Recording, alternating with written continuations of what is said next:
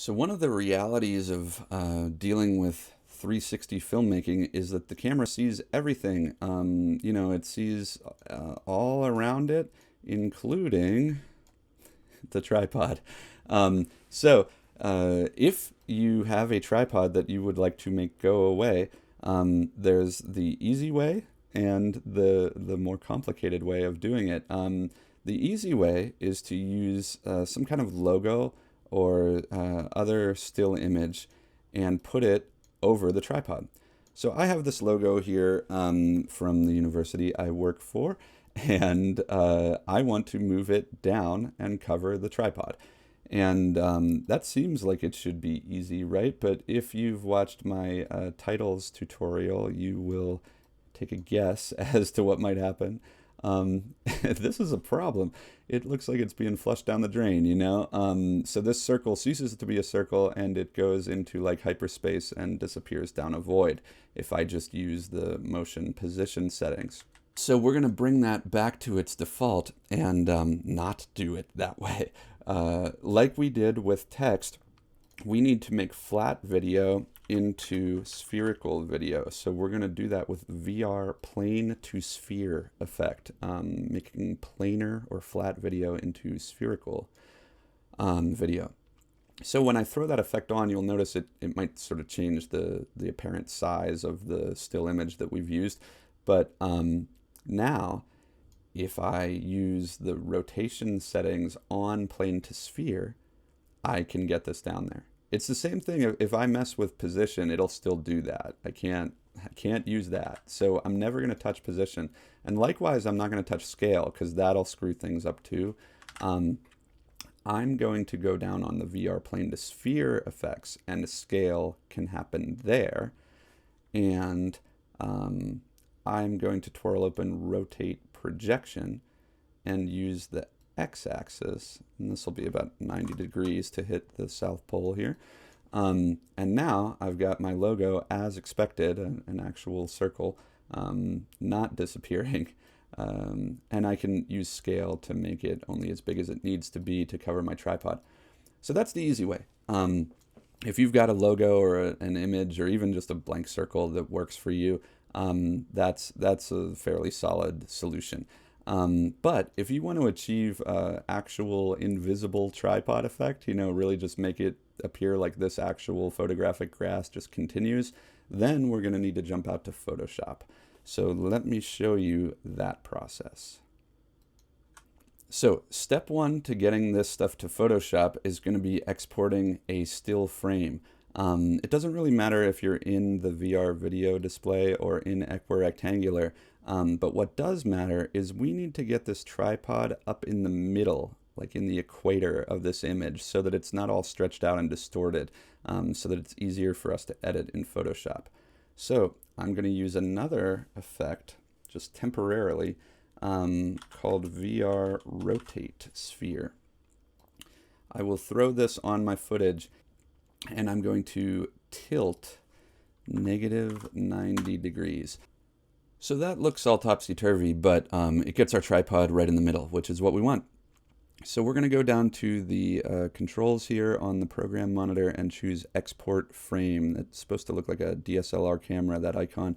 And if you click it, it takes a little picture of the current frame. I'm going to use the TIFF format because it's uncompressed, so we won't lose any quality in the process. And we're just going to make sure you browse to a path that's where you will be able to find your file. We don't need to import into project in this case because we're not trying to bring this still back in, at least not until we edit it.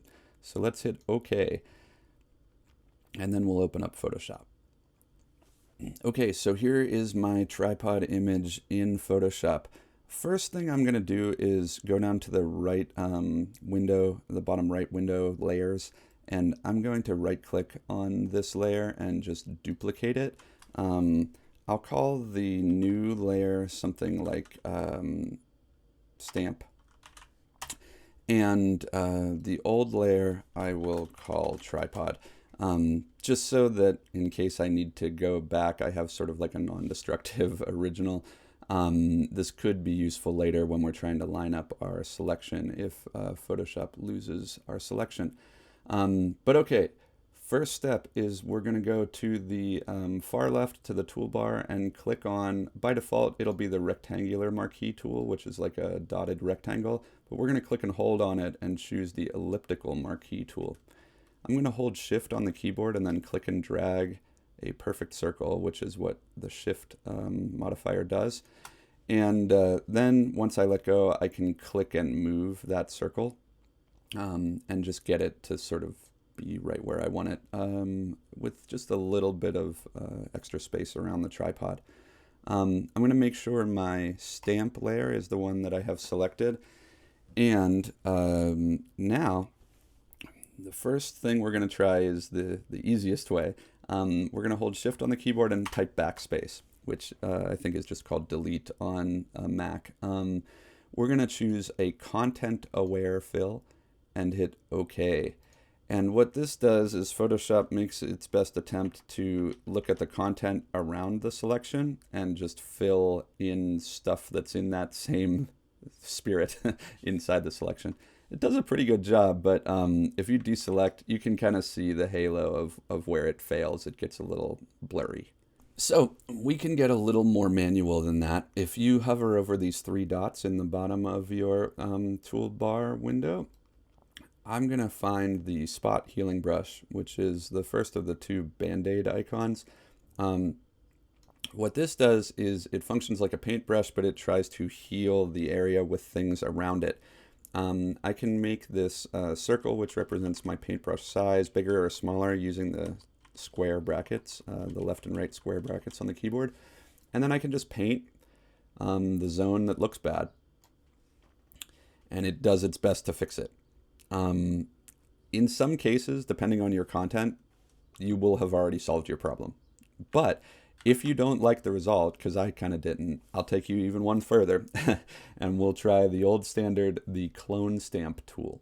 And so that's this one. It looks sort of like a rubber stamp. And this is like a two-step process. On a PC, you hold the Alt key and you turn your mouse into like a target. On Mac, I think it might be Option, but I don't have a Mac in front of me to check. So just make sure whichever one it is, Option or Alt or Apple or whatever, it's got to look like this target. And so the target, you click an area that you want to copy, and then you can paint with that copied place. And so what's cool about it is you can paint like one blotch just with a click, or you can click and move and it will continue to grab other areas that are adjacent to where you're painting from. So if I do some clone stamping, I can try to make that more irregular patch so that we don't have that clear circle anymore. So this is without, this is with, that kind of thing. So I'm just gonna check that my circle has largely gone away, kind of check my work, grab some spots where I'm still seeing some artifacts, and then when I'm happy with what I've done, I can go up to select and choose reselect. And so long as we haven't done any selections in between, it should remember that original circle that we made. If it blows it, that's another good reason why it's nice to have the layer, the original one. We can reselect based on the tripod's location. But finally, we're going to go up to select again and choose inverse. And then we're going to go up to select one more time and choose modify feather. And this is sort of arbitrary by feel, but 10 pixels worked for me. So I'm going to hit OK. And I will hit delete. And now what I've done, if I turn the eyeball off on the original layer, you'll see I have a sort of feathered edge circle patch that looks like the grass in that shot. So we're going to File, Save As, and I'm going to go with a Photoshop document, a PSD, because this retains the layers and the transparency and is uncompressed. So we will save this as a tripod stamp. I've already done this once, so I'm going to replace that one with this one. And then I'm back into Premiere. So we would import a tripod stamp. And when you import a Photoshop document, a PSD, it's going to ask you, what do you want to do with these layers? And instead of merge all, we're going to choose individual layers and then make sure we're only selecting the stamp, because we don't actually need the original tripod layer. So I hit OK. It brings it in, and now I can throw it on top, which looks great, except we've got a problem because now our equator is up in front of our face instead of down on the ground where it belongs. So we're going to go to the original footage, remove the entire VR rotate sphere effect, and then put the VR rotate sphere effect on the stamp footage. We'll use tilt, and this time we'll do 90 instead of -90. And now we have our results.